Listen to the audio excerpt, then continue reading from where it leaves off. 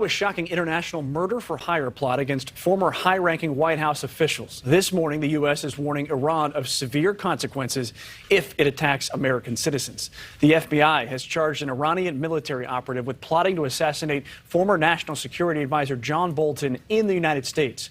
Bolton made his first comments on the plot right here on NewsNation. We've also learned the suspect had his eye on former Secretary of State Mike Pompeo. Joe Khalil is live in Washington with more on both of those. Joe? Yeah, good morning, Mitch. And look, if you read the affidavit that the Justice Department put out, it almost reads like a spy novel. Unfortunately and disturbingly, it is all too real. And what's more remarkable, this wasn't some rogue lone actor. The Justice Department says that this man was plotting to kill Americans here in the U.S. with the blessing of elements of the Iranian government. An international plot to assassinate American officials on American soil. Former National Security Advisor and UN Ambassador John Bolton, the target of an Iranian murder for hire scheme. I'm not surprised.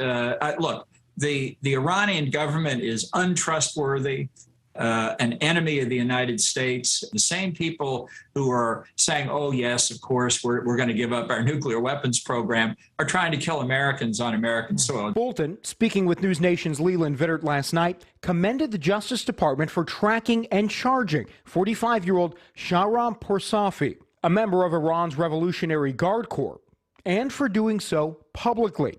Bolton says it sends a message. One reason I do think the Justice Department made the correct decision to file this criminal complaint and to unseal it is to say to the Iranians, we know what your game is. The charging document says in October of 2021, Poursafi, working on behalf of Iran's military, tried to pay an assassin in the U.S. $300,000 to, quote, eliminate Bolton. Retaliation for the U.S. killing of Iranian General Qasem Soleimani back in January of 2020. Poursafi reportedly offered $1 million more for a second target, whom sources tell NewsNation was former Secretary of State Mike Pompeo. The would-be assassin was actually an FBI informant. It was a sophisticated operation. Poursafi somehow was able to track Bolton's movement and had knowledge of Bolton's schedule that wasn't publicly available. This is an especially appalling example of the government of Iran perpetrating egregious acts of transnational violence. Bolton and Pompeo, both now under heavy security protection. Poursafi remains at large in Iran.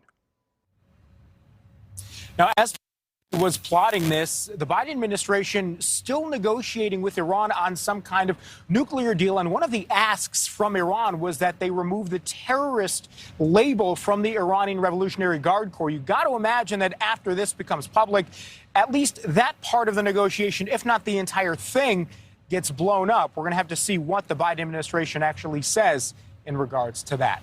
Mitch. That is Joe Khalil reporting live from Washington, D.C. this morning. Thank you, Joe. Now let's bring in Joel Rubin, who served as a Deputy Assistant Secretary of State during the Obama administration. Mr. Rubin, thank you for joining us. Now, why would Iran want to target John Bolton and Mike Pompeo specifically?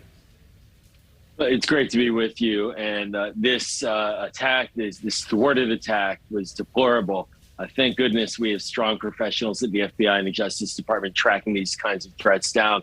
The rationale that was used is that the United States and the Trump administration attacked and assassinated Qasem Soleimani, who was the head of the IRGC, the Islamic Revolutionary Guard Corps. That's the justification being used, but there's no justification for targeting American officials of any level. And it's a good day that these individuals were caught before any real damage was, or one individual was caught before any real damage was done.